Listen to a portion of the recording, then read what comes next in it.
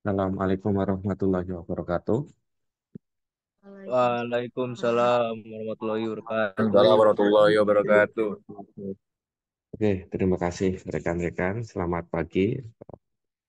Semoga rekan-rekan semuanya senantiasa diberikan kesehatan ya dalam melaksanakan PPL dan ini eh, minggu terakhir sebelum kita menyambut bulan Ramadan ya ini mana umat yang beragama Muslim itu akan mulai melaksanakan ibadah puasa ya.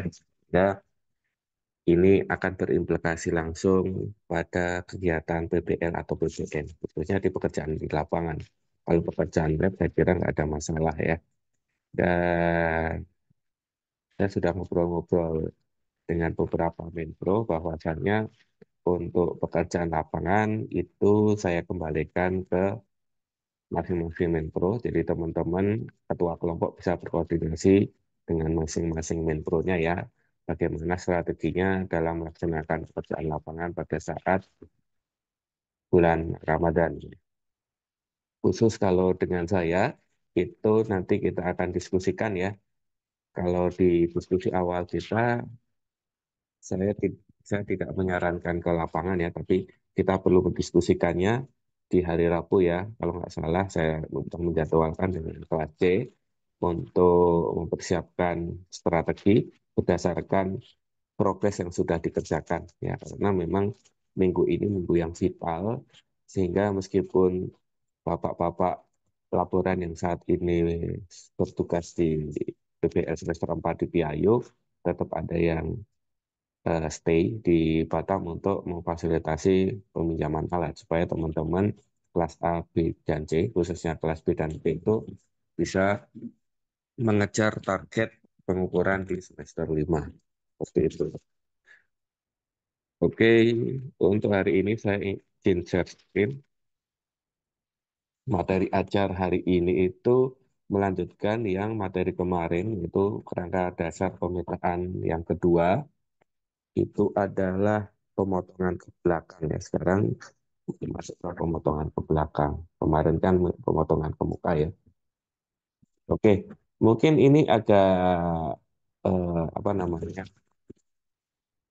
agak sedikit berbeda yang akan didapatkan antara kelas A dengan kelas-kelas yang lain ya. Kalau kelas A itu nanti di praktek minggu ini mengimplementasikan praktek sesuai yang dijadwalkan di Surterland ya di hari Jumat itu kayaknya karena 01 minggu, berarti minggu ini praktek pemotongan ke muka. Jadi untuk praktek pemotongan ke belakang ini saya kurang yakin apakah bisa dikerjakan atau tidak. Tapi pada intinya, praktek pemotongan ke muka dan ke belakang itu beban pekerjaannya tidak begitu sulit ya, karena teman-teman hanya stay di tempat berdiri alat, kemudian membidik target ya, di mana mobilisasinya tidak begitu apa namanya masif ya, seperti ketika teman-teman melakukan pengukuran poligon. Tapi ya nanti disesuaikan lagi dengan eh, situasi dan kondisi di lapangan ya. Saya nggak tahu juga kalau untuk minggu depan apakah kelas bisa melaksanakan praktik atau tidak.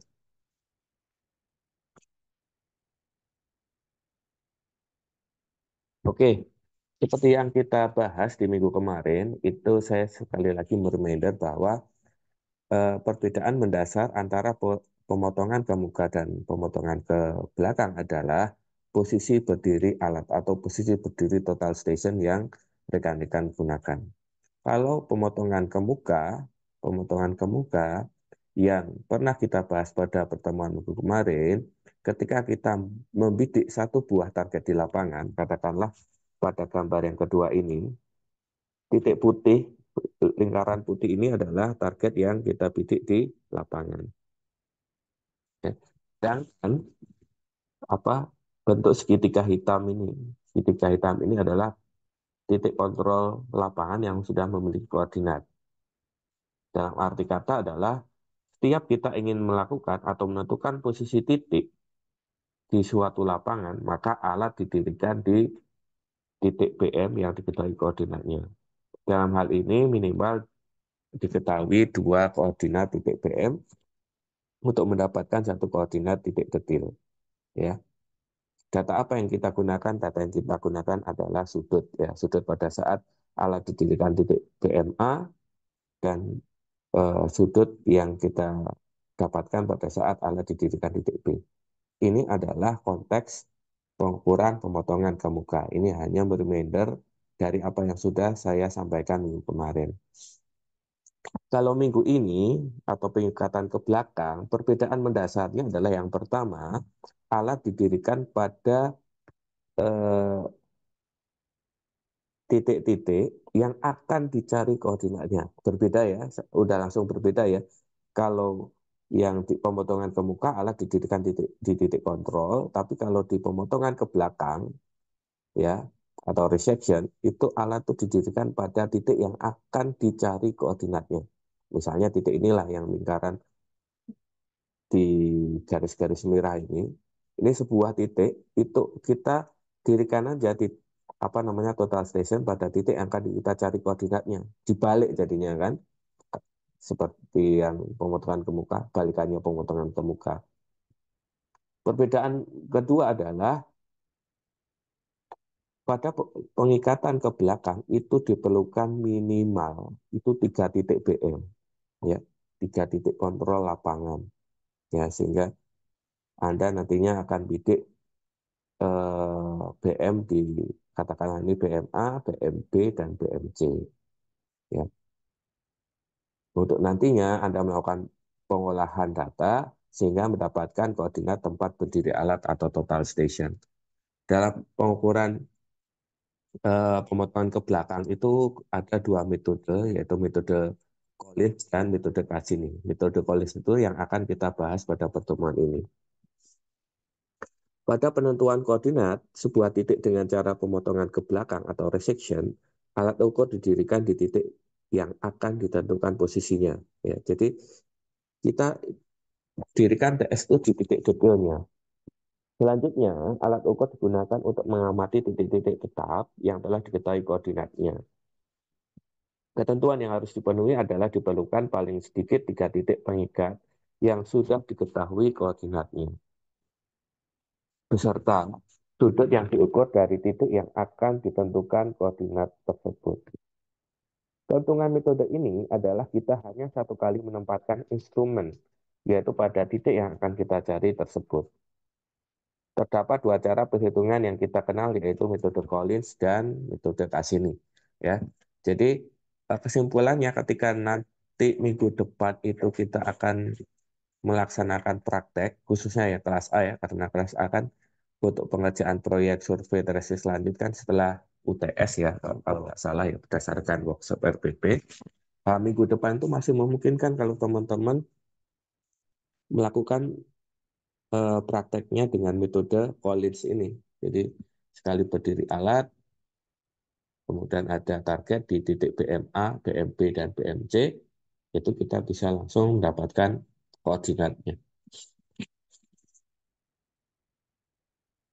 Ingat, sekali lagi, kunci utama dalam pemotongan ke belakang, konsepnya harus Anda perhatikan, alat atau total station itu didirikan satu kali ya di tempat atau di titik yang akan kita cari koordinatnya.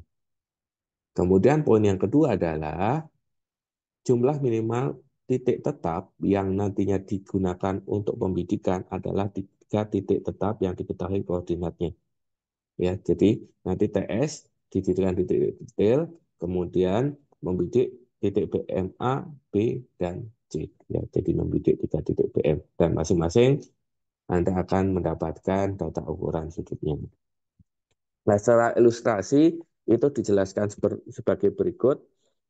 Jadi alat didirikan di titik P, alat atau total station ini adalah alat yang nantinya tempat berdiri alatnya titik P ini akan dicari koordinatnya.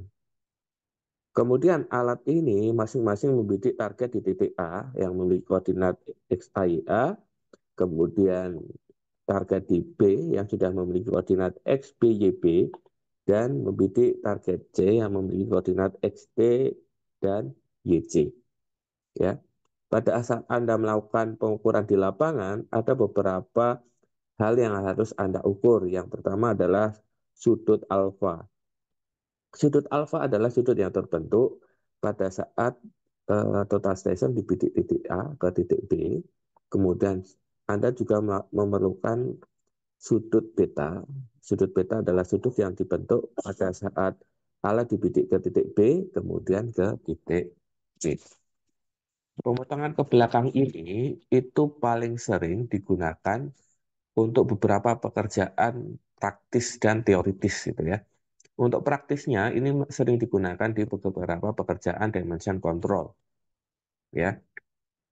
Contoh beberapa yang aplikasi praktis di Batam itu beberapa rekan-rekan alumni atau rekan-rekan cutting Anda itu yang bekerja di PT LKS dan McDermott dan beberapa pekerjaan dimension control itu tidak akan lepas dari metode atau konsepsi pengukuran pemotongan ke belakang ya. Jadi ini merupakan materi penting sehingga nantinya teman-teman ketika pada saat magang atau bekerja di bidang damage control surveying itu tidak menjadi kaget. Kemudian kalau konsepsi teoritisnya adalah implementasi pemotongan ke belakang ini adalah salah satu dasar penentuan posisi satelit GPS. Ya. Mungkin akan dibahas lebih spesifik di mata kuliah survei GNSS ya, tapi bagaimana sebuah posisi dapat diketahui letaknya di atas permukaan bumi karena adanya satelit-satelit GPS yang beredar ya di orbitnya ya. Jadi di luar angkasa ya. Jadi ada satelit GPS yang masing-masing memiliki koordinat X, Y ya. Sehingga karena satelit GPS itu bergerak di orbitnya berdasarkan waktu tertentu, berarti minimal diperlukan 4 buah koordinat karena setiap satelit GPS itu memiliki informasi X, Y, Z, dan juga T ya. Jadi X, Y, kalau ada satelit satu berarti X1, X1, Y1, Z1, T1, satelit 2, dan seterusnya. Jadi konsep-konsep pemotongan ke belakang ini itu merupakan hal yang penting. Ya, metode pemotongan ke belakang yang tadi sempat saya singgung itu ada 2 metode, yaitu metode Collins dan metode Cassini. Ya, masing-masing metode ini namanya diambil dari penemu metodenya. Ya, nah ini metode Collins ya. Jadi mungkin kalau kita lihat gambarnya cukup rumit, tapi teman-teman jangan pusing dulu ya, dan mohon diperhatikan secara bersama. Dan saya sudah membuat record atau rekaman video pembelajaran ini. Harapannya teman-teman ketika terdapat kesulitan atau keperluan lain ketika ingin mempelajari metode ini, teman-teman bisa membuka kanal YouTube saya gitu ya. Oke, pada metode Collins, bila kita akan menentukan suatu koordinat, misalnya titik P, ya P yang diwarnai dengan merah, ya, dan ada tanda tanya berarti artinya titik P ini adalah titik yang akan kita cari koordinatnya di lapangan. Maka titik tersebut harus diikatkan pada titik-titik yang sudah diketahui koordinatnya, misalnya titik A, titik B, dan titik C, yang masing-masing sudah memiliki koordinat XA, XB, XC. Kemudian, pada saat di lapangan, ketika alat didirikan titik P, Anda melakukan pengukuran sudut alfa dan sudut beta. Oke, sebelum kita membahas tentang bagaimana kita menyelesaikan permasalahan pemotongan ke belakang dengan metode Collins dan juga Cassini di minggu depan, yuk kita ingat kembali konsep segi 4 tali busur, dan yang kedua adalah konsep sudut keliling yang sama menghadap busur yang sama. Ya ini kita kembali lagi mempelajari matematika geodesi ya. Jadi apa yang teman-teman pernah dapatkan di semester 1 itu artinya teman-teman implementasikan praktis di survei teresti selanjutnya. Oke, ini adalah segi 4 tali busur. Di sini ada sebuah lingkaran di mana di dalamnya terdapat sebuah bujur sangkar atau segi 4, di mana titik-titik sudutnya itu berimpit dan beririsan pada keliling lingkaran. Ya, sehingga jumlah sudut dalam pada segi empat tali busur ini adalah 360 derajat. Dan masing-masing sudut yang berhadapan itu totalnya adalah 180 derajat. Kemudian pada sudut keliling yang menghadap busur yang sama, misalnya Anda melihat ini adalah sebuah lingkaran yang berpusat titik di titik origin atau O, ya, di mana sudut ACB, sudut ACB, sudut ADB, kemudian sudut AEB adalah sudut-sudut keliling yang menghadap busur yang sama, yaitu busur AB. Jadi busur AB.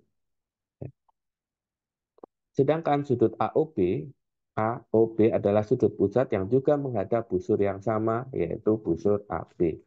Berdasarkan hubungan sudut pusat dan sudut keliling, yaitu sudut keliling sama dengan setengah sudut pusat. Maka sudut ACB itu sama dengan setengah dari sudut AOB, setengah dari A, maaf, sudut ADB itu sama dengan setengah dari kali sudut AOB, kemudian sudut AEB itu juga merupakan setengahnya dari sudut pusat AOB. Jadi, kita bisa mengambil kesimpulan bahwa besaran sudut ACB, sudut ADB, dan sudut AEB atau sudut keliling manapun pada eh, keliling lingkaran yang dia menghadap busur yang sama, itu nilainya akan sama besar. Ya, karena sama-sama nilainya setengah dari sudut pusat lingkaran. Ya, bisa. Jadi kita bisa menyimpulkan bahwa berapa berapapun nilai sudut keliling yang menghadap busur yang sama, itu akan nilainya sama. Apakah dia berada di titik C, di titik D, ataupun di titik E.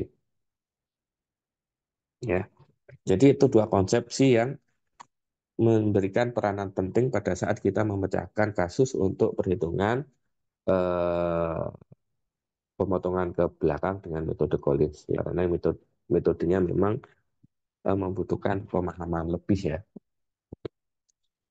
Oke, kita akan coba mempelajari atau mendiskusikannya secara step by step ya, karena ini perlu pemahaman lebih rigid ya. Bagaimana langkah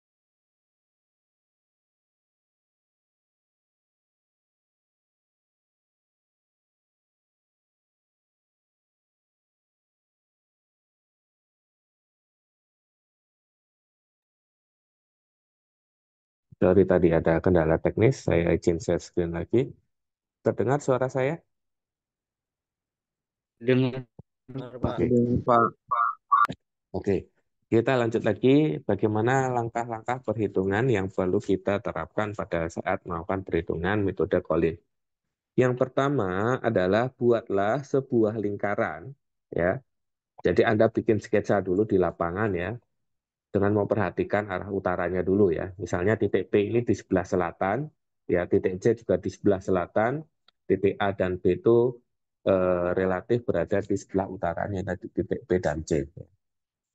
Sama aja kalau misalnya Anda menempatkan titik A, B, dan C itu berada di sebelah selatan, timur, atau barat juga Anda harus atau perlu menggambarkan sketsanya. Oke, setelah Anda membuat sketsa, kemudian Anda ngeplot titik P, titik yang akan kita cari koordinatnya, dan titik A, B, dan C, yang merupakan titik-titik yang sudah memiliki koordinatnya di lapangan, kemudian Anda membuat sebuah lingkaran yang melalui beberapa titik sebagai berikut, yaitu titik A, titik B, dan titik P. Pak, kenapa Kak titik C nggak diperhatikan? Ya memang kalau untuk membuat eh, sebuah segitiga itu hanya bisa eh, menentukan atau membuat tiga buah titik yang masing-masing itu bisa berimpit ke lingkaran yang yang sama ya. Nah, untuk dasar untuk membuat membuat itu juga di learning saya itu sudah saya cantumkan, teman-teman. Ya, di sini ada bagaimana kita membuat garis sumbu, ada gambar yang memudahkan teman-teman untuk membuat sebuah lingkaran. Ya, kemudian lingkaran di luar segitiga. Ya, ini caranya bagaimana kita membuat sebuah lingkaran di luar segitiga ya. Jadi dari tiga titik, titik P, titik A, dan titik B, itu kita buat garis sumbunya dulu, yang ada pada video yang tadi sebelumnya. Kemudian masing-masing dari titik A, B, kemudian B ke P, kemudian P ke A, itu masing-masing Anda bikin garis sumbu, ya, dapat garis sumbunya. Kemudian Anda akan mendapatkan pusat dari lingkaran, di mana lingkaran ini nantinya titik-titiknya berimpit pada keliling yang sama. Ya, jadi dengan menggunakan bantuan jangka, itu kita putar aja dengan jari-jari yang sama. Sehingga tiga buah titik segitiga ini akan berimpit pada keliling lingkaran.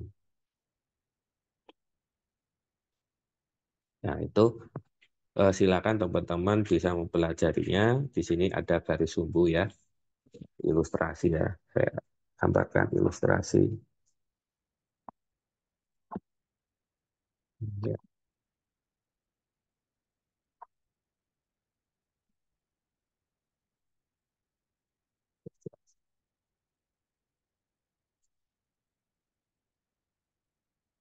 Lingkaran ini akan memotong garis PC di titik H. Titik ini disebut sebagai titik penolong Collins. Ya, jadi lingkaran ini akan memotong sebuah titik H pada garis P ke C. Selanjutnya, langkah yang kedua, setelah Anda menentukan garis titik penolong Collins, Anda mencari sudut jurusan, yaitu azimut AB dan jarak DAB. Kita lihat, azimut AB itu adalah azimut dari titik A ke titik B. Ya, karena titik A dan titik B itu diketahui koordinatnya, maka kita bisa menghitung dengan bersamaan tangan alfa AB sama dengan XB min XA yang hasilnya dibagi dengan YB min YA. Sehingga azimut AB didapat. Ingat, setiap Anda melakukan perhitungan azimut, Anda harus memperhatikan berada di manakah kuadran dari azimutnya. Apakah kuadran 1, kuadran 2, kuadran 3, atau kuadran 4. Kalau berada di kuadran 1, berarti dia tidak perlu ditambahkan sudut apapun. Kalau berada di kuadran 2 dan 3, maka dia nilainya harus tambah 180 derajat. Dan kalau berada di kuadran 4, berarti nilainya harus tambah 360 derajat. Kemudian Anda menghitung jarak AB. Ya, jarak AB karena diketahui dua koordinat, maka kita bisa menggunakan beberapa persamaan. Dengan menggunakan persamaan sinus, DAB 1 bisa kita cari dengan XB min XA yang hasilnya dibagi sin alfa AB, atau DAB 2 bisa dihitung dengan YB min YA yang hasilnya kemudian dibagi cos azimut AB, di mana nantinya jarak AB diperoleh dari rata-rata antara jarak AB1 tambah jarak AB2 dibagi 2. Ini kalau kita menggunakan persamaan sinus. Tapi kalau kita menggunakan rumus Pitagoras, rumus yang lebih sederhana, dan saya lebih familiar dengan menggunakan persamaan ini, jarak AB itu bisa dihitung dengan cara selisih absis dikuadratkan ditambah selisih ordinat dikuadratkan. Atau kalau misalnya kita menggunakan titik A dan B, berarti jarak AB sama dengan akar dari XB min XA kuadrat ditambah YB min YA kuadrat. Sehingga pada langkah kedua ini, kita sudah mendapatkan sudut jurusan azimut AB dan jarak A ke B. Ya, sudut azimut antara dua buah titik dan jarak antara dua buah titik koordinat yang diketahui.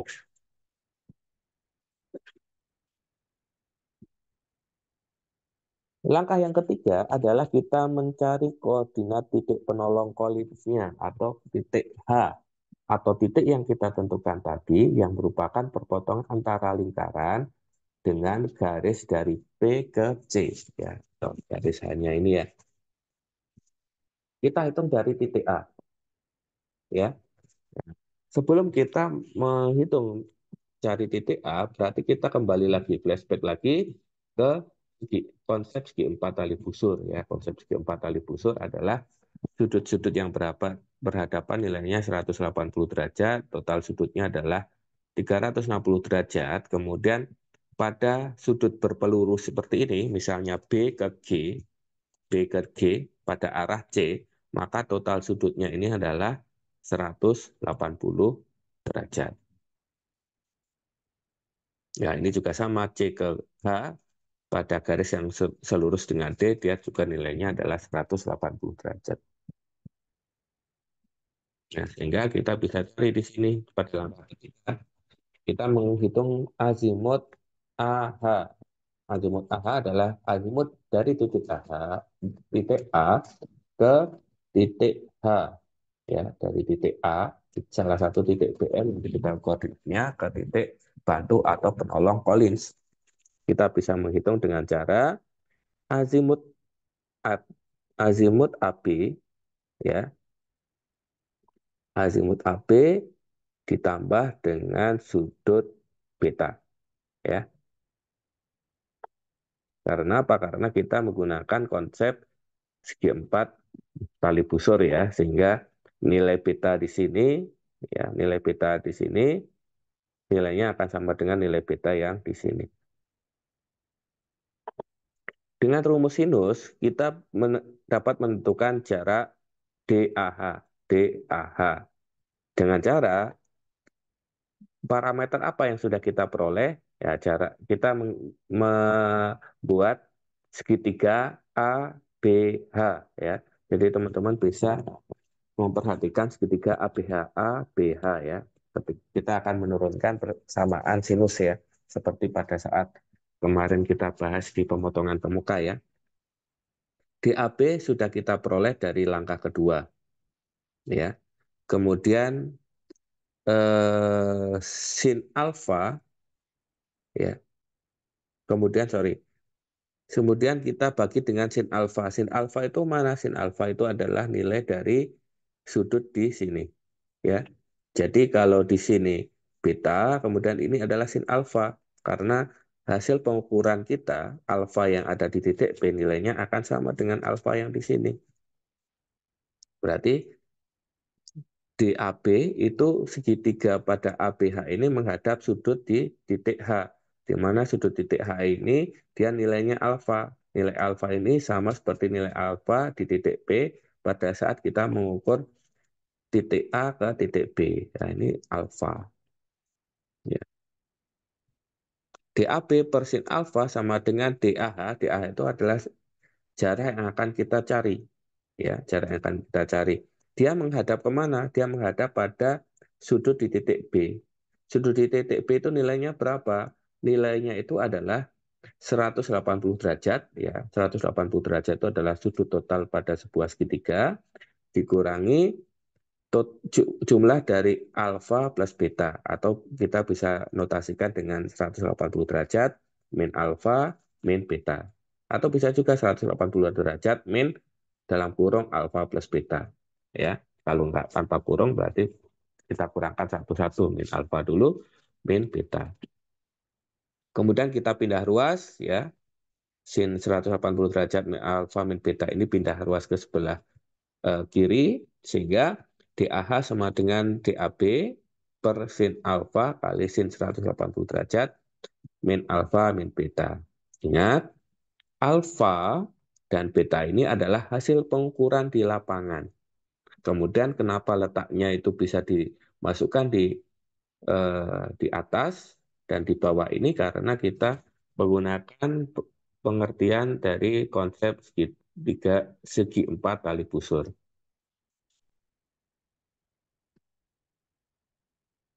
Sehingga kita akan mendapatkan atau bisa menghitung koordinat titik H itu dari titik BMA. Ya, jadi koordinat titik H yang diikat dari titik A dengan cara XH1 sampai dengan XA atau koordinat titik A, koordinat X dari titik A atau absis titik A ditambah DAH, yaitu jarak dari A ke H dikali sin azimut A ke H. Jadi sin azimut AH itu ya.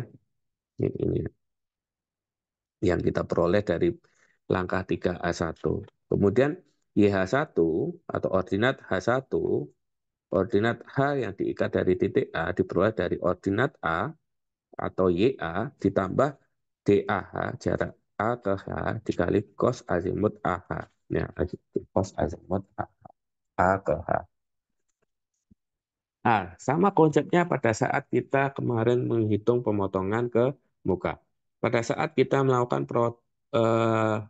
perhitungan metode pengikatan ke belakang, koordinat titik H itu juga kita perlu ikat atau cari posisi atau koordinatnya dari titik B. Jadi selain dihitung dari titik A, kita juga hitung koordinat koordinat titik H ini dari titik B. Pertama, kita harus menghitung azimut B ke H.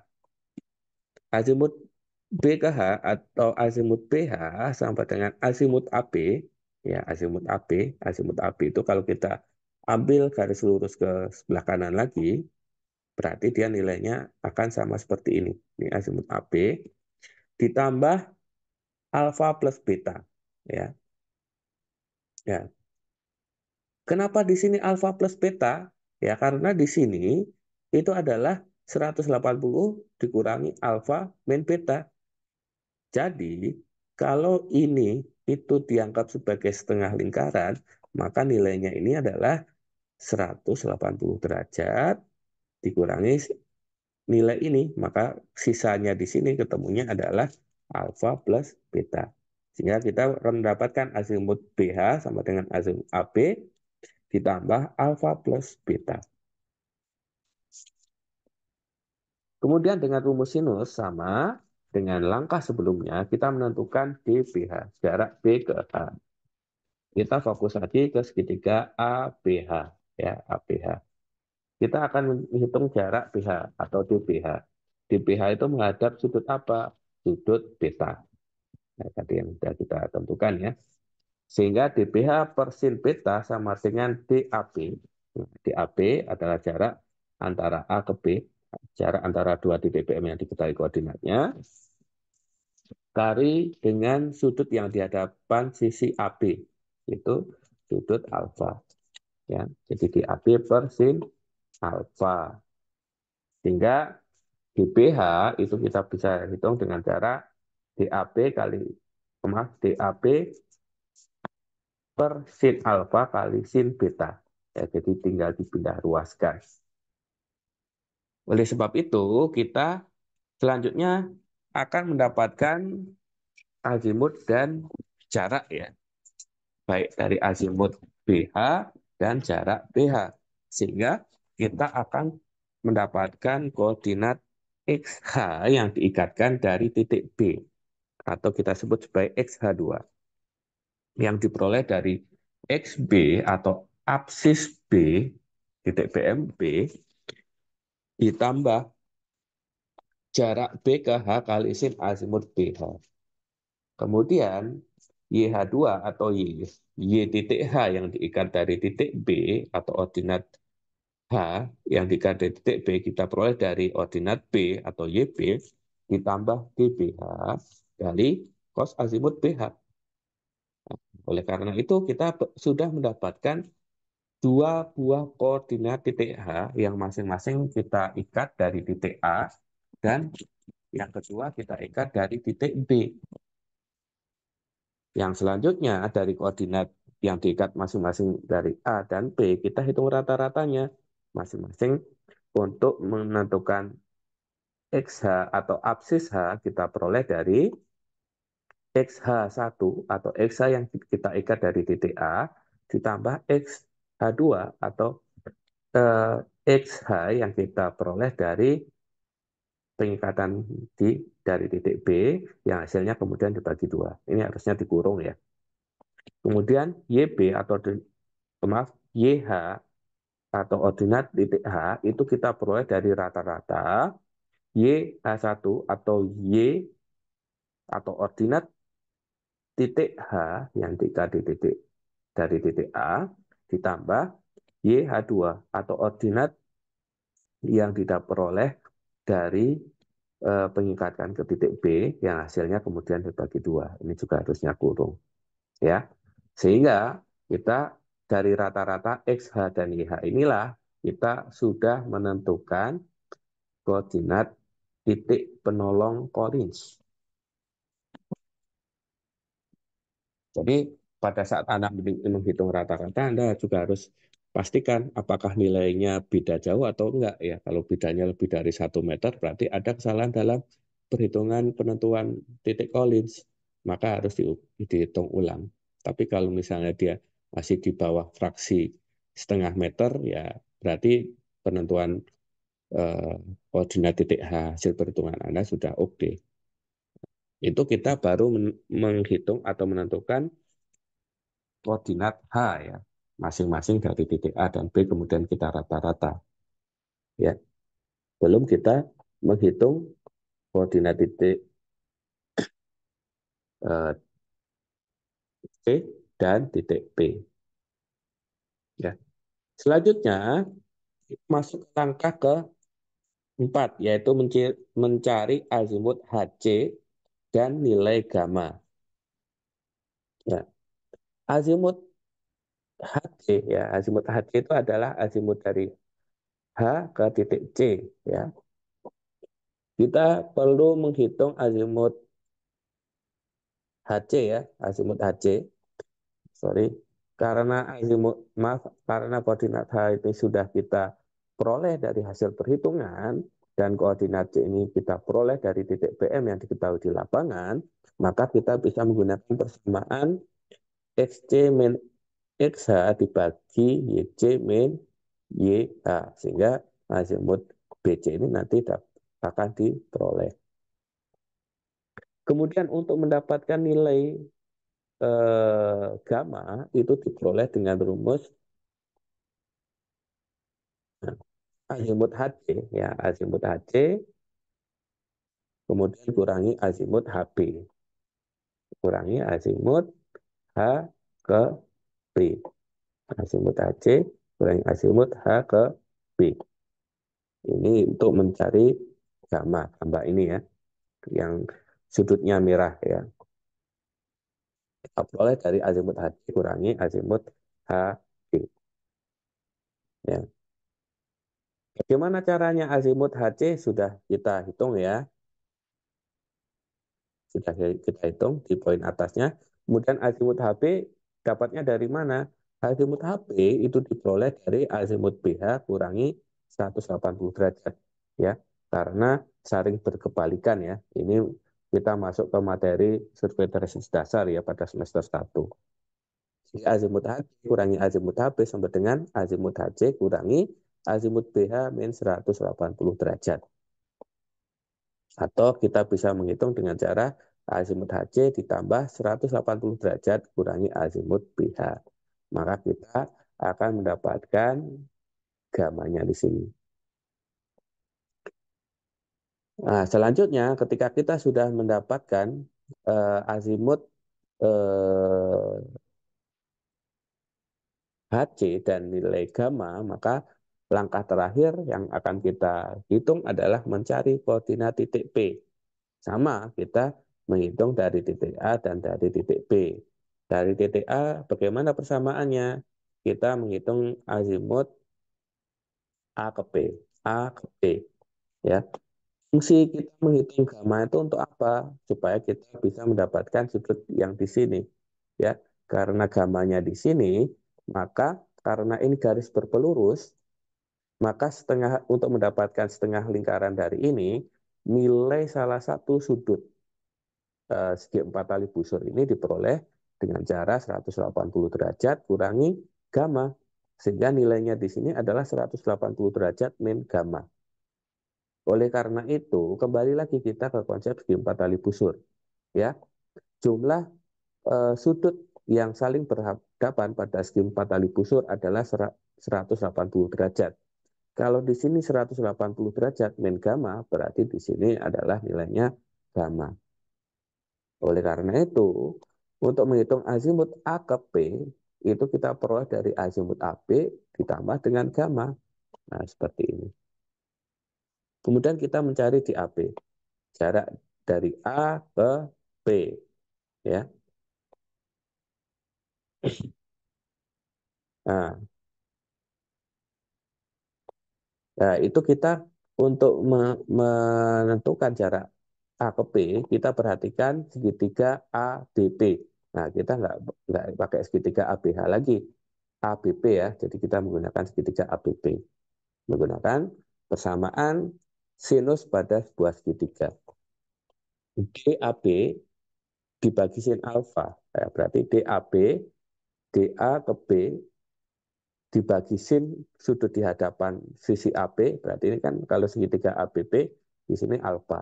Berarti DAB per alfa sama dengan DAP jarak A ke B menghadap sudut ini. Sudut ini diperoleh dari mana? Sudut ini diperoleh dari 180 derajat dikurangi alfa, kurangi gamma. Ketemulah di sini. Di sini adalah sudut yang di hadapan AP atau sudut B di sini adalah 180 derajat, kurangi alfa, kurangi gamma. Atau bisa kalau kita kurung 180 derajat, kurangi kurung, buka alfa plus gamma. Kemudian kita tinggal pindah ruaskan aja. Jadi DAB kita peroleh dari DAB, jarak AB per sin alfa, kali sin 180 derajat, kurangi, kurung buka, alfa plus gamma. Nah, kita sudah dapat azimut dan jarak, maka koordinat titik P yang kita ikat dari titik A itu kita peroleh dari XP1 sama dengan XA atau absis atau X titik BMA ditambah DAP jarak A ke P kali sin azimut A ke P.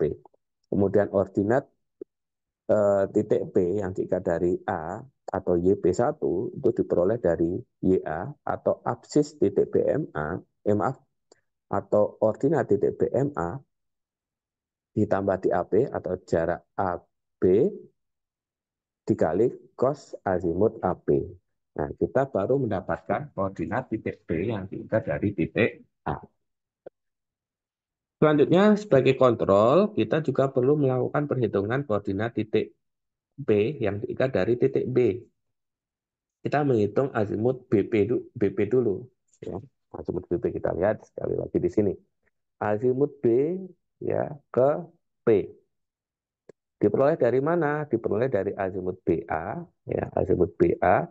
Jadi azimut BA itu adalah azimut dari titik B ke A. Kemudian dikurangi berapa? Ya, ya berapa di sini? Dikurangi 180 derajat min kurung buka alfa plus gamma kurung tutup. Nah, kurangi ini ya. Jadi azimut AB sudah diketahui, maka kita hitung azimut BA. Azimut BA ya berarti azimut AB ditambah 180 derajat ya. Dapatnya sampai di sini, kemudian dikurangi 180 derajat min kurung buka alfa plus gamma atau sudut yang di hadapan sisi AB. Jadi azimut BP sama dengan azimut AB ditambah alfa plus gamma. Kemudian Anda mencari di AP sama. Mencari DBP, jarak dari B ke P. Ya. Dengan cara apa? Menggunakan persamaan sinus pada segitiga ABP. Ya. DAB per sin alfa, ya DAB per sin alfa, sama seperti yang tadi. Sisi AB sudah diketahui jaraknya. Kemudian menghadap sudut alfa, berarti dibagi sin alfa sama dengan DBP. DBP itu adalah jarak dari B ke P, ya yang akan kita cari. dia menghadap sudut apa? Dia menghadap sudut gamma. Berarti dibagi sin gamma. Sehingga DBP dapat diperoleh dengan cara beri, apa namanya, pindah ruas. Di sini jadi D AB per sin alfa kali sin gamma. Oleh sebab itu, kita selanjutnya dapat melakukan perhitungan XP yang diikat dari B atau XP2, yaitu XP ditambah DBP kali sin azimut BP, sedangkan YP2 atau YP yang diikat dari titik B diperoleh dari YB ditambah DA. Ini harusnya DBP ya, bukan DAP ya. DBP kali cos azimut BP. Ya. Kita sampai tahap ini sudah menentukan koordinat titik P, baik yang diikat dari titik A dan juga diikat dari titik B. Selanjutnya, kita menghitung koordinat titik P yang merupakan rata-rata dari koordinat titik P yang diikat dari titik A dan titik B. Jadi XP rata-rata sama dengan XP1 tambah XP2 yang hasilnya kemudian dibagi 2. Sedangkan untuk YP rata-rata diperoleh dari YP1 tambah YP2 yang hasilnya kemudian dibagi rata-rata. Hasil hitungan rata-rata titik P inilah adalah hasil akhir dari penentuan posisi titik P dengan metode Collins. Jadi seperti itu teman-teman, bagaimana kita melakukan perhitungan metode penyingkatan ke belakang metode Collins ya. Nah, untuk prakteknya itu nanti juga teman-teman coba melakukan perhitungan ini, perhitungan metode Collins, ya pengikatan ke belakang, metode perhitungan konvensional ini dibandingkan dengan hasil perhitungan yang langsung dimunculkan dari alat ukur. Alat ukur itu yang kita miliki itu baik Topcon dan Trimble itu memiliki fungsionalitas untuk dapat melakukan resection. Jadi kita bisa langsung mendapatkan koordinat resectionnya langsung di alat ya. Jadi di alat itu kita bisa mendapatkan koordinat resection, tapi selain itu untuk melakukan validasi ya kita coba melakukan perhitungan dengan metode hitungan ya. Jadi apakah sama atau berbeda? Harusnya sih hasilnya sama. Nah, ini ada soal ya, supaya tidak membebani ya, karena 2 minggu terakhir itu kita kan sudah apa namanya, sudah saya kasih tugas ya, yang kontur ya, meskipun konturnya juga nggak selesai.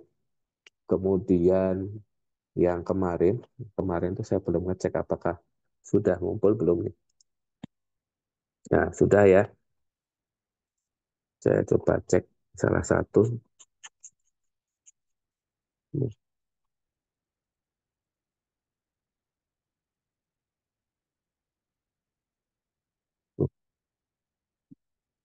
Nah, ada yang ngirim gambar ini.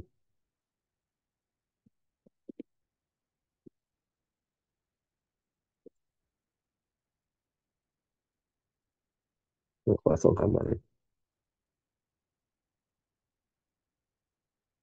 Masih loading ya.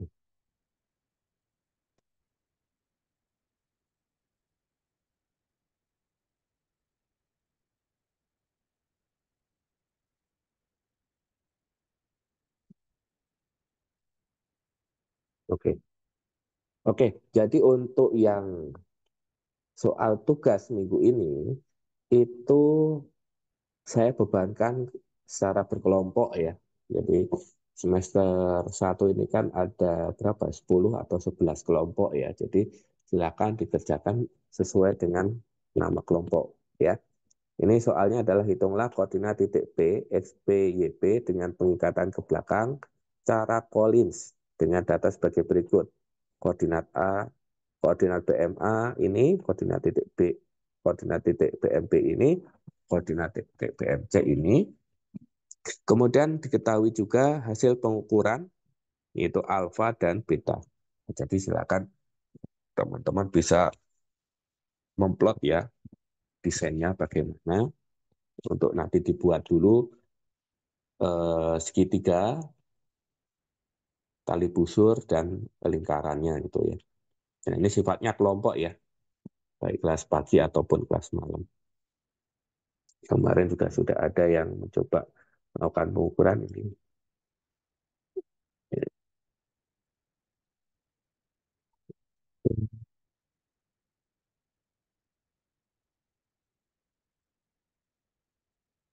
Saya belum ngecek ya. Nah, kalau yang kemarin sifatnya individu, kalau ini sifatnya kelompok. Oke, dari pemaparan saya terkait pemotongan ke muka, sekiranya ada yang ingin ditanyakan, silakan. Saya